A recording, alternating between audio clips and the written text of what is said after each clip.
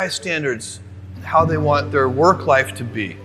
And I said, look, if you can get your work life to be where you enjoy half of it, that is amazing, because very few people ever achieve that. Because the truth is, everything comes with overhead.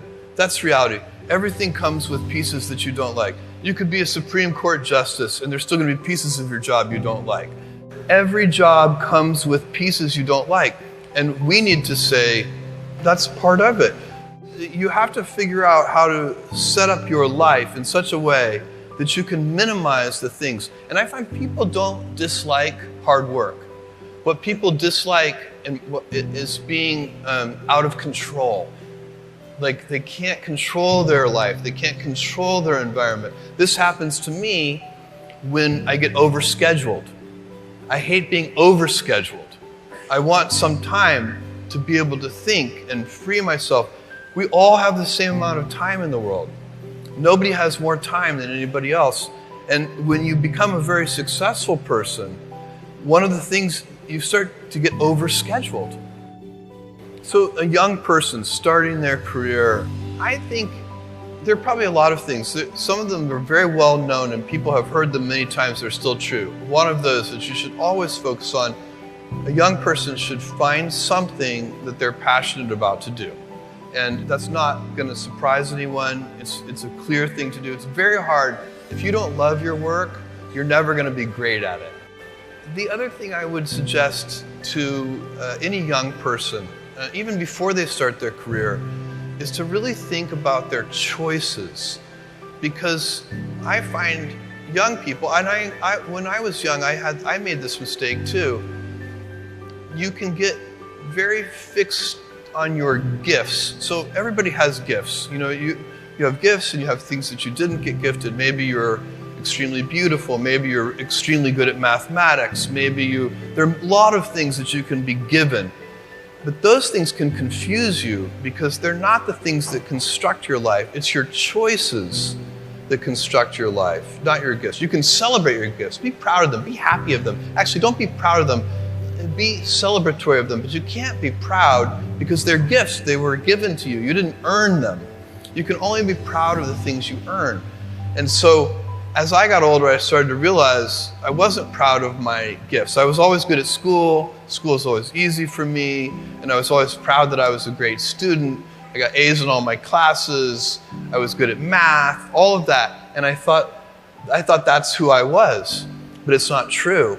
Those are the things that are gifts. What was hard for me is deciding to work hard, deciding to use my gifts in certain ways, to challenge myself, to do things that I didn't think I could do, to put myself in uncomfortable situations. We all I would say to a young person, you can choose a life of ease and comfort, or you can choose a life of service and adventure. Which one of those, when you're 90 years old, are you going to be more proud of? My advice would be the same for any kind of entrepreneur, and that is make sure that you are focused on something you're passionate about. So if you look at the early internet companies, they were started and focused on doing something that they thought was very interesting long before the internet was fashionable in any way. We are currently an underdog once again. We've been in business for 6 years, and there was exactly 1 year where we were not the underdog, and that was 1999.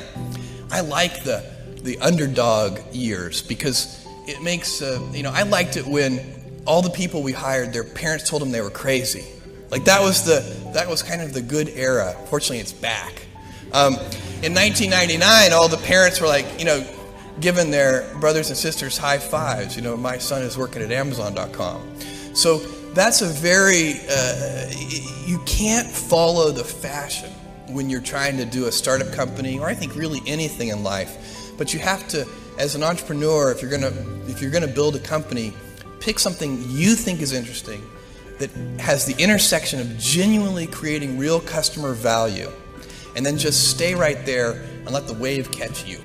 Whatever it is that you want to do, there's going to be risk in your life. And risk is a necessary component of progress. You can make any pioneering movements in the world of any kind, whether they be the geographical, physical exploration that I've just been talking about, or whether it be a more cerebral exploration of a scientific field.